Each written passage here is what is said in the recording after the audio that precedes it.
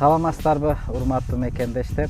Бүгүн биз жакында эле чогуу Кыргызстанга барып, Кыргызстандагы шпа издеп жүргөн пациенттерди көрүп келген Мурат агай менен чогуу отурабыз. Урматтуу Мурат агай, жакында эле сиз Кыргызстанга келип кеткен элеңиз. Буга чейин дагы маектешип, сизден интервью алганбыз. Кыргызстанда бир нече бейтаптарды кабыл алдыңыз, айрыкча Бишкек, Ош жана Манас шаарларында кызыгуу абдан жогору болду. Түгүл эртең мененден кечке чейин дээрлик тыныгуусуз бейтаптарды кабыл алууга туура келди. Ушул сапарыңыз боюнча алган таасирлериңиз тууралуу айтып берсеңиз. Эң оболу бизди ал жакта абдан жакшы тосуп алышты. Конок катары өзгөчө жылуу кабыл алышты. Кыргызстанга барганда өзүмдү бөтөн өлкөдө эмес, Түркияда же өз мекенимде жүргөндөй сездим. Ошондуктан бизди мынчалык сыйлап, меймандостук көрсөткөнүңүздөр үчүн чоң рахмат айтам. Биз 3 шаарда абдан көп бейтаптарды кабыл алдык. Эртең мененки саат 9:10дон баштап түнкү 11лерге чейин иштедик. Кыргызстандагы бейтаптарды көрүп, бир нерсеге өзгөчө көңүл бурдум. Реабилитацияга муктаж адамдар абдан көп экен. Бирок бул кызматты алуу оңой эмес. Себеби реабилитация жүргүзө турган борборлордун саны аз. Мамлекеттик ооруканаларда орундар менен мүмкүнчүлүктөр да жетишсиз болуп сезилди. Биз көргөн көптөгөн бейтаптар өз убагында туура дарыланышканда бүгүнкү күндө кыйла кыска убакытта сакайып кетмек экен. Бирок убагында дарыланбагандыктан жана көп убакыт өтүп кеткендиктен мурдагы ден соолугуна кайтып келүү кыйла оор болуп калгандарын көрдүк. Бүгүнкү күндө Түркиянын саламаттык сактоо тармагы көп жагынан Европадан да алды да. Эгер Кыргызстанда Түркиядагыдай деңгээлдеги медициналык кызмат көрсөтүлсө, анда кыргыз жарандары дагы сапаттуу жана заманбап дарылануу мүмкүнчүлүгүнө ээ болушмак. Менин бул сапардан алган негизги таасирим жана оюм ушул. Мурат агай, буюрса жакын арада сиз менен Кыргызстанга экинчи жолу барууну пландап жатабыз.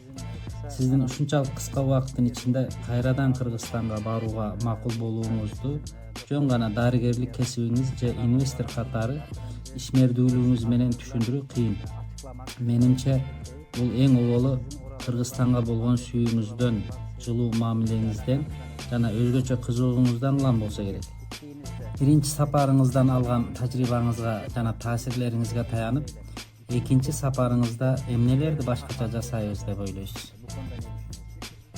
Кыргыздар биздин боордош элибиз. Баарыбыз бир тамырдан чыккан элбиз деп эсептейм. Кыргызстанга барып, Ала тоону көргөндө ата бабаларыбыздын ушул жерлерден Анадолуга көчүп кеткенин эстедим.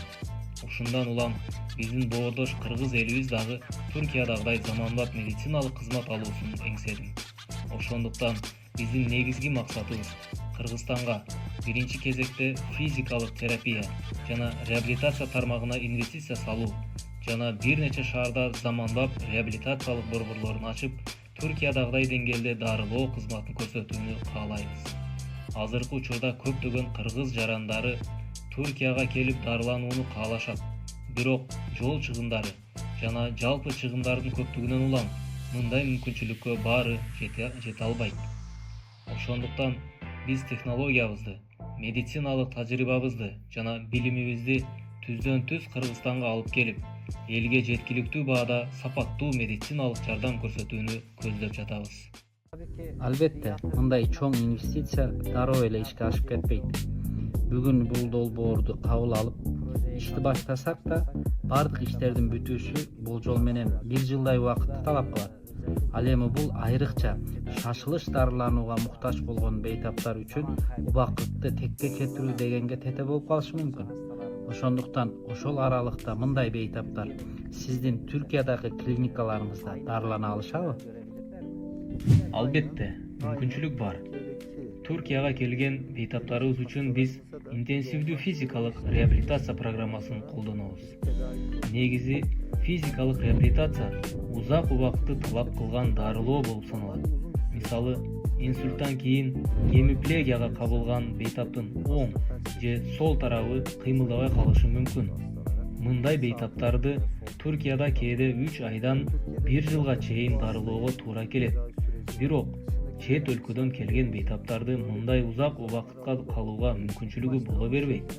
Ошондуктан биз күнүнө 4-5 сааттан интенсивдүү реабилитация жүргүзүп, дарылоо процессин мүмкүн болушунча тездетебиз. Ушундай ыкманын аркасында көпчүлүк бейтаптарды 1,5 айдан 3 айга чейинки аралыкта олуттуу деңгээлде калыбына келтирүүгө аракет кылабыз.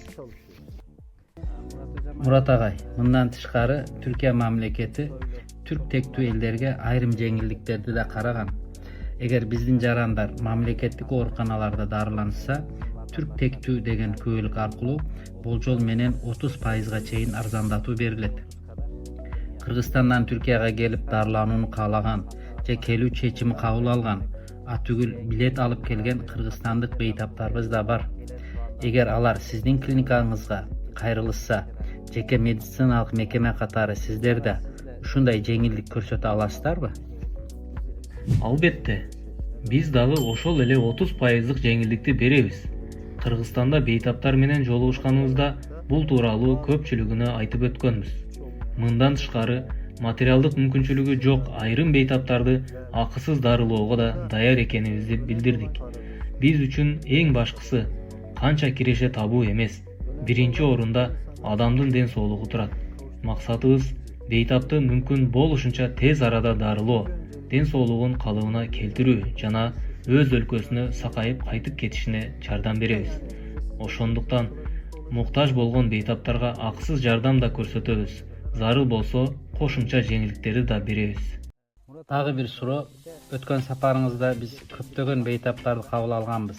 Алардын арасында жаш балдар да, чоң кишилер да бар эле.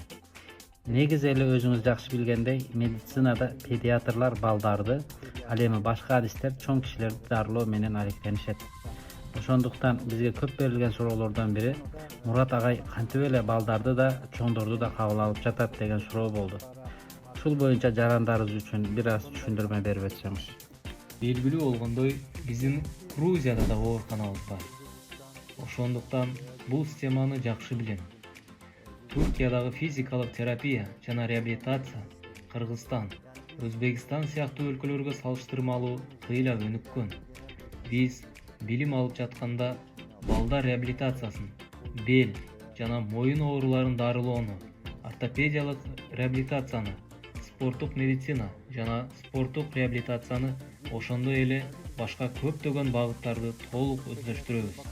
Ошондуктан биз үчүн балдарды дарылаган адис чоңдорду дарылай албайт деген түшүнүк жок. Бел оорусу менен келген бейтаптын да диагнозун коюп, дарылоо планын түзө алабыз. Ошол эле учурда церебралдык шал менен ооруган бала келсе, алган билимибиздин негизинде анын неврологиялык реабилитациясын дагы жүргүзөбүз. Мурат агай, байкашымча мурдагы Советтер Союзунун курамындагы өлкөлөрдө физикалык терапия жана реабилитация тармагы Түркиядагы системадан бир топ айырмаланат экен. Кыргызстанда жана башка постсоветтик өлкөлөрдө 3 айлык окуудан өтүп, физикалык терапия жана реабилитация боюнча адис деген сертификат алышат экен деген маалымат бар. Түркияда бул даярдык кандай жүргүзүлөт? Сиздерде дагы 3 айлык окуудан өтүп эле сертификат алып, ушул тармакта иштөөгө мүмкүнбү? Жок, андай болбойт. Түркияда бул кесипти өздөштүрүү үчүн кеминде 4-5 жыл окуу керек. Ошондон кийин гана өтө олуттуу теориялык жана практикалык экзамендерден өтүп, адис болууга мүмкүнчүлүк берилет. Медициналык билимдин баарын толугу менен аласыздарбы? Ооба, биз бардык негизги медициналык сабактарды окуйбуз. Анатомия, латын тили жана башка фундаменталдык дисциплиналардын баарын өздөштүрөбүз. Түгүл хирургиялык багыттар боюнча да билим алабыз. Физикалык терапия бүгүнкү күндө өтө кеңири тармакка айланды. Аялдардын ден соолугунан баштап жалпы хирургияга чейин көптөгөн медициналык тармактарда колдонулат. Мисалы, көкүрөк реабилитациясы жана дем алуу реабилитациясы деген багыттар бар. Биз жандандыруу бөлүмдөрүндө жаткан бейтаптар менен да иштеп, алардын сакайып кетүү процессин тездетүүгө жардам беребиз. Мындай кеңири тармак болгондуктан биздин билим берүү да ошого жараша өтөт. 3 айлык курста ооруну таанып билүү да, туура диагноз коюу да, дарылоо жүргүзүү да мүмкүн эмес. Физикалык терапия өзгөчө биринчи жана экинчи дүйнөлүк согуштан кийин чоң өнүгүүгө ээ болгон тармак. Майыптык жана реабилитацияга муктаж адамдардын көбөйгөн сайын бул адистик дагы кеңири өнүккөн. Мен мурдагы советтик өлкөлөрдүн тажрыйбасын, анын ичинде Грузиядагы иш ыкмаларын көргөндө Түркияга салыштырмалуу бир топ артта калганын байкадым. Ал жакта көпчүлүк адамдар физикалык терапия десе, массаж же жылуулук менен дарылоону элестетишет. Бирок чындыгында физикалык терапия мындан алда канча кеңири жана татаал тармак. Демек, физикалык терапия менен реабилитация жөн эле массаж дегенди билдирбей турбайбы? Албетте жок. Физикалык терапияны массаж менен теңештирүүгө болбойт. Массаж бул колдонулуучу ыкмалардын бири гана болуп эсептелет жана ал бейтапка чындап керек болгон учурда гана пайдаланылат. Мисал катары өз тажрыйбамдан айтып берейин. Биз Кыргызстанда церебралдык шал диагнозу коюлган бир баланы көрдүк. Анын булчуңдары өтө катуу тартылып, спастик алуулугу абдан күчөгөн экен. Мындай учурда биз эч качан жылуулук менен дарылоону сунуштабайбыз. Анткени жылуулук алгач булчуңду жумшарткандай сезилгени менен кийинчерээк спастик алуулукту ого бетер күчөтөт. Тилекке каршы ал балага дайыма ысык ванна жасашкан экен. Натыйжада денеси дээрлик толугу менен тартылып, абалы абдан оорлоп кеткен. Биз мындай бейтаптарга тескерисинче муздак терапияны, созуу көнүгүүлөрүн, мануалдык жана инвазиялык дарылоо ыкмаларын колдонобуз. Эгер спастик алуулук өтө күчтүү болсо, ботулин токсинин сайып, андан кийин функционалдык физикалык терапия жүргүзөбүз. Мунун максаты оорунун күчөп кетишине жол бербөө жана баланын кыймыл мүмкүнчүлүгүн мүмкүн болушунча сактап калуу. Кыргызстанда да көпчүлүк адамдар эмне кылыш керек, массажбы деп сурашат. Мен болсо жок, маселе массажда эмес деп түшүндүрөм. Ар бир оорунун өзүнө ылайык реабилитациялык ыкмасы болот. Неврологиялык оорулар өзүнчө дарыланат. Ортопедиялык реабилитация өзүнчө жүргүзүлөт.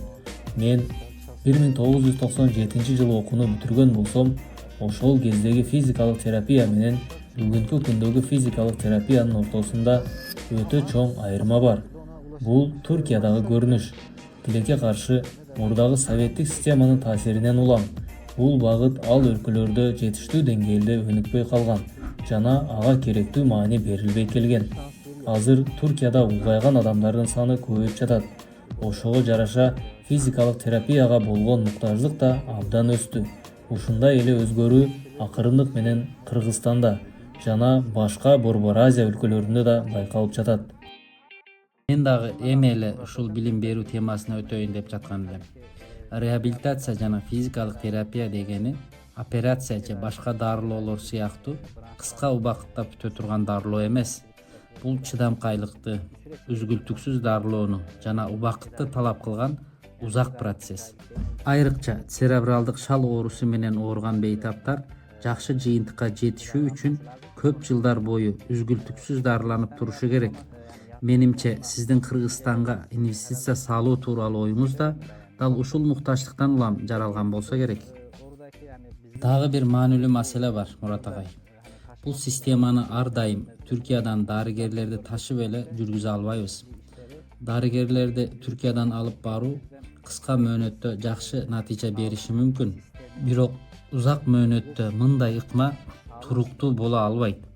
Сиздин оюңузча, Кыргызстандын медициналык билим берүү системасына кандай салым кошо аласыздар? Албетте, биз сиздер менен бирге Ош шаарына барып, университеттин жетекчилиги менен да жолукканбыз. Биздин биринчи максатыбыз Кыргызстанда физикалык терапия жана реабилитация борборлорун, ошондой эле адистештирилген бөлүмдөрдү жана ооруканаларды түзүү. Бирок мындай системаны Түркиядан адистерди үзгүлтүксүз алып келип эле өнүктүрүү мүмкүн эмес. Ошондуктан университеттер менен кызматташып, физикалык терапия жана реабилитация боюнча 4 жылдык жогорку билим берүү программаларын ачууга аракет кылабыз. Кадрларды жеринде даярдоо эң туура жана эң туруктуу чечим. Мындай билим берүү системасы түзүлгөндөн кийин биз окутуучу катары да, билим берүүчү адис катары да өз ыктыярыбыз менен колдоо көрсөтүүгө даярбыз. Кыргызстанда эң кеңири таралган оорулардын башында жүрөк кан тамыр оорулары жана кан басымынын жогорулашы, башкача айтканда гипертония турат. Өлкөбүз тоолуу жана бийик тоолуу аймак болгондуктан гипертония абдан көп кездешет. Мунун кесепетинен көптөгөн адамдар инсультка кабылышат. Бирок инсульттан кийин физикалык терапия жана реабилитация алган бейтаптардын саны өтө аз. Инсульт болгон бейтаптардын физикалык терапия жана реабилитациянын жардамы менен кайрадан калыбына келтирүү мүмкүнчүлүгү барбы? Албетте мүмкүн. Туркиядан мисал келтирейин. Инсульттун эң негизги себептеринин бири жогорку кан басымы. Кан басым көтөрүлгөндө кан тамырлар жабыркап, пайда болгон уюган кан бөлүкчөсү мээге барып, кан тамырды бүтөп калышы мүмкүн. Натыйжада инсульт болот. Туркияда мындай бейтаптардын абалына жараша адегенде 1 жумадан 10 күнгө чейин жандандыруу бөлүмүндө дарыланышат. Бейтаптын абалы турукташаары менен физикалык терапия дароо башталат. Анткени эң маанилүү мезгил инсульттан кийинки алгачкы 3 ай. Дал ушул убакытта мээнин кайра калыбына келүү мүмкүнчүлүгү эң жогору болот жана кыймыл-аракет эң тез калыбына келет. 3 айдан кийин калыбына келүү темпи акырындап жайлай баштайт. Ал эми 1 жылдан кийин өзгөрүү кыйла азаят. Ошондой эле бул мезгилде булчуңдардын катуу тартылып калуусу спастикалуулук пайда боло баштайт. Ошондуктан биз биринчи 3 айдын ичинде спастикалуулуктун күчөшүнө жол бербөөгө, бейтаптын туура басышына, колун туура колдонушуна жана күнүмдүк жашоого мүмкүн болушунча эртерээк кайтып келишине жардам берүүгө аракет кылабыз.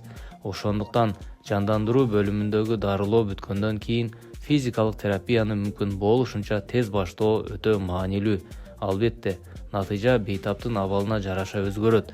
Бирок жалпы алганда бейтаптардын 80-90% кайрадан өз алдынча жашоого кайтып, басып, колдорун колдонуп жана күнүмдүк иштерин өз алдынча аткара алышат.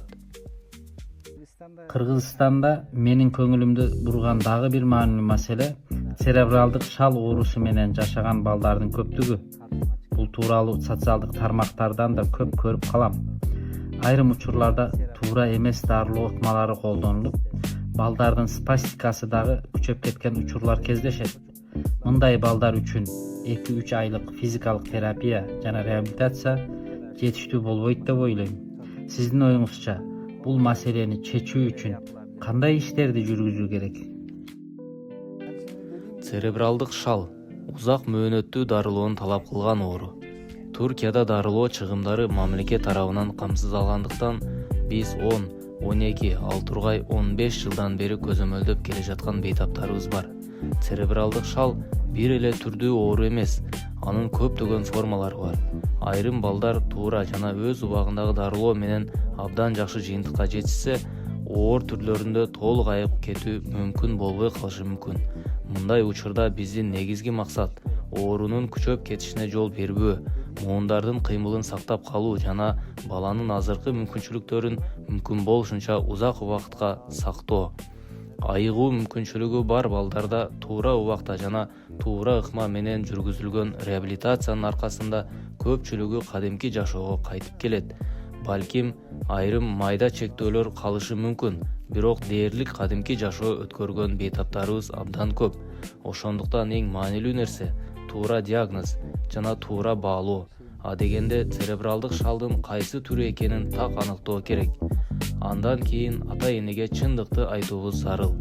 Эгер баланын жакшырып кетүү мүмкүнчүлүгү болсо, аны ачык айтабыз.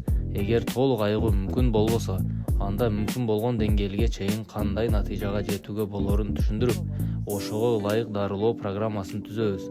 Кыргызстанда биз көптөгөн СР менен ооруган балдарды карадык. Айрымдарын Туркияга чакырып, интенсивдүү реабилитация программасын сунуштадык.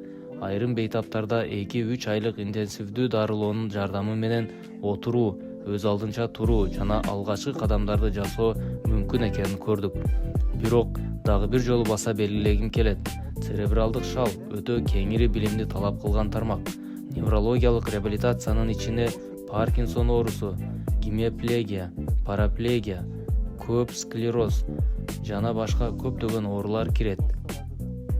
Бул оорулардын ар бирин өзүнчө билимди, тажрыйбаны жана өзгөчө дарылоо ыкмасын талап кылат. Мындай билимди 3 айлык курс менен алуу мүмкүн эмес.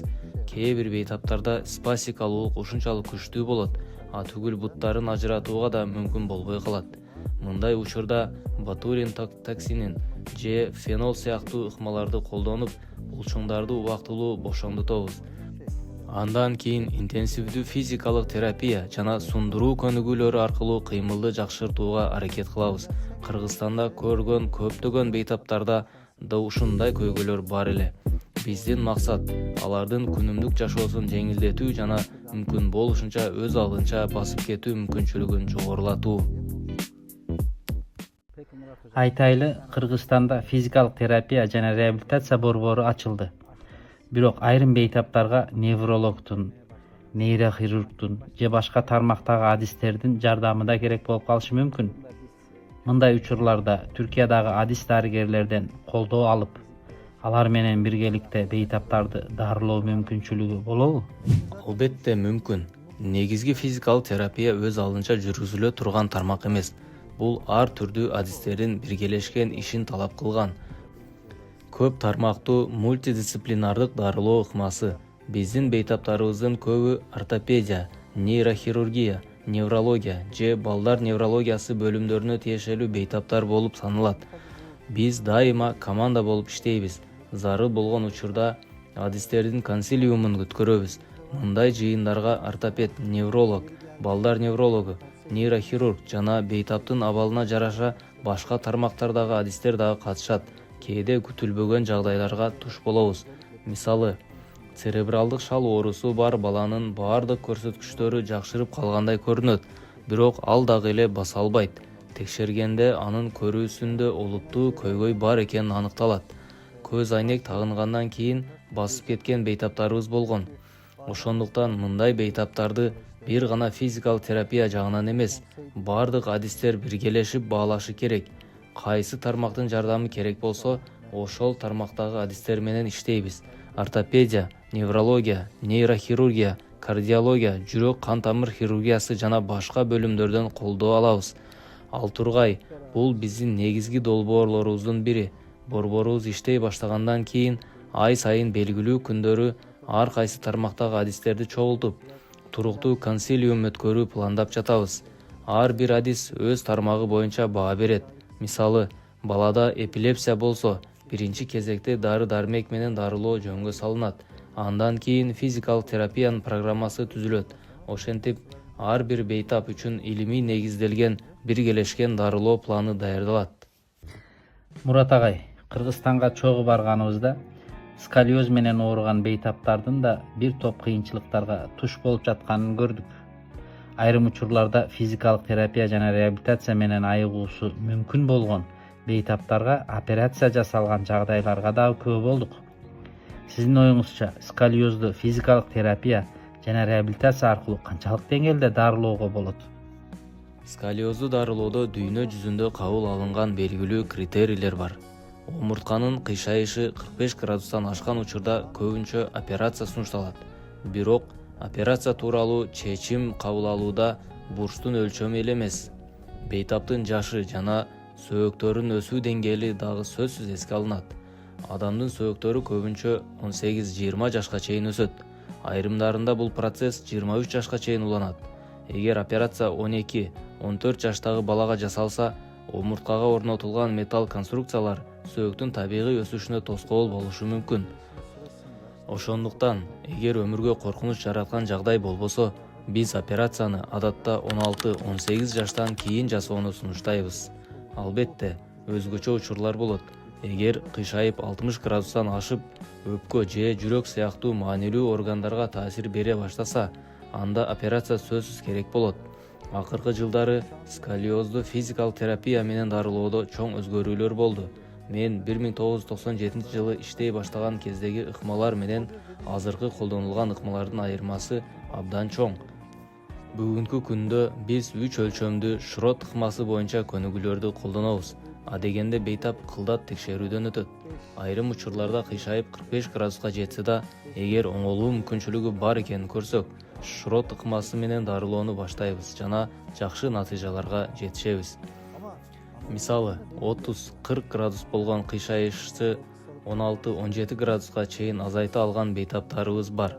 Бул дарылоодо атайын корсет дагы чоң роль ойнойт.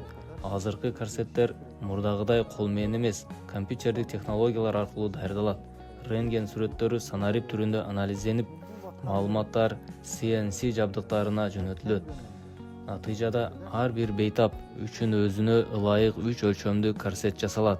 Корсет кийилгенден кийин кайрадан рентген тартылып, оңолуу деңгээли текшерилет. Зарыл болсо кошумча өзгөртүүлөр киргизилип, эң ылайыктуу абалга жеткирилет. Дарылоонун ийгилиги бир гана дарыгерден көз каранды эмес, бейтап туура отурушу, көнүгүүлөрдү үзгүлтүксүз жасашы жана жашоо образын өзгөртүшү керек. Ошондо гана туруктуу жана жакшы жыйынтыкка жетүүгө болот. Учурда биздин көзөмөлдө 13-14 жаштагы 20дан ашуун өспүрүм дарыланып жатат жана алардын жыйынтыктары абдан кубандырат. Ушундай эле абал бел омурткасынын грыжасында да кездешет. Айрым бейтаптар физиотерапиядан өтпөстөн эле дароо операция жасатууну каалашат. Түгүл операцияны өжөрлөнүп талап кылгандар да болот. Сиздин оюңузча, бел омурткасынын грыжасын физиотерапиянын жардамы менен канчалык деңгээлде дарылоого болот? Бел омурткасынын грыжасын дарылоодо да биздин негизги максат мүмкүн болушунча операциясыз айыктыруу. Мисалы, АКШда оор неврологиялык белгилер жок болсо, бейтапка узак убакыт физикалык терапия жүргүзүлмөйүнчө операция сунушталбайт. Албетте, операция сөзсүз керек болгон учурлар бар. Эгер булчуңдардын күчү азайып, олуттуу неврологиялык бузулуулар пайда болсо, анда убакытты өткөрбөй операция жасоо зарыл. Бел грыжасындагы ар кандай стадиялары болот. Bulging, protrusion жана sequestered disc. Bulging жана protrusion стадиясындагы бейтаптардын басымдуу бөлүгүн заманбап физикалык терапия аркылуу ийгиликтүү дарылоого болот. Биз заманбап аппараттарды, мануалдык терапияны, мобилизацияны жана башка ыкмаларды колдонуп, бейтаптарды кадимки жашоосуна кайтара алабыз. Зарыл учурда операциясыз жүргүзүлүүчү инъекциялык дарылоо ыкмалары дагы колдонулат. Эң оор стадия болгон sequestered disc учурунда операция талап кылынышы мүмкүн. Бирок биз чечимди бир гана МРТнын жыйынтыгына карап чыгарбайбыз. Айрым бейтаптардын МРТсында оор өзгөрүүлөр көрүнгөнү менен булчуң күчү жакшы сакталган болот. Мындай учурда биз адегенде физикалык терапияны колдонуп көрүүгө аракет кылабыз. Анткени операция дайыма эле акыркы чечим эмес. Тилекке каршы биринчи операциядан кийин экинчи, ал тургай үчүнчү жолу операция жасатууга туура келген бейтаптар да кездешет. Ошондуктан эң негизги маселе оорунун себебин жоюу. Бел омурткасын кармап турган булчуңдар алысыраганда омурткалар туруктуулугун жоготот. Азыркы учурда кыймылдын азайышы, көпкө чейин отуруп иштөө жана спорт менен алектенбөө бул булчуңдарды алсыратууда. Булчуңдар алсыраганда омурткалар жылып, нервтерди кыса баштайт. Ошентип бел грыжасы пайда болот. Операция менен нервдеги басымды алып салууга болот. Бирок булчуңдар кайрадан чыңдалбаса, ошол эле көйгөй кайра кайталанышы мүмкүн. Ошондуктан операция болгон бейтап дагы, физикалык терапия алган бейтап дагы күн сайын атайын көнүгүүлөрдү жасап турушу керек. Бул көнүгүүлөр убактылуу эмес, жашоо образынын бир бөлүгүнө айланышы зарыл. Кандай эле тамаксыз же суусуз жашоо мүмкүн болбосо, омуртканын саламаттыгын сактоо үчүн да күн сайын жок дегенде 10-15 мүнөт көнүгүү жасоо абдан маанилүү. Булчуңдар күчтүү болсо, омуртка да бекем болот жана оорунун кайра кайталануу коркунучу кыйла азаят. Биздин максат оорунун белгилерин гана эмес, анын негизги себебин да жок кылуу. Урматтуу мекендештер, суроо бере берсек суроо бүтпөйт. Ошондуктан биз Мурат мырза менен буюрса мындан кийин дагы ошо коомдогу эң көп кездешкен оорулар боюнча, ошо физиотерапияны талап кылган оорулар боюнча дагы суроолорду берип, Мурат мырзанын, Мурат агайдын билиминен пайдаланганга аракет кылабыз. Бүгүн убакытын дагы көп албай, Мурат мырзанын себеби түнкү саат 12-лерде Грузиядагы клиникасына жөнөп кетет. Мындан кийин дагы Мурат мырза менен маегибиз уланат. Азырынча көрүшкөнгө чейин саламатта болуңуздар.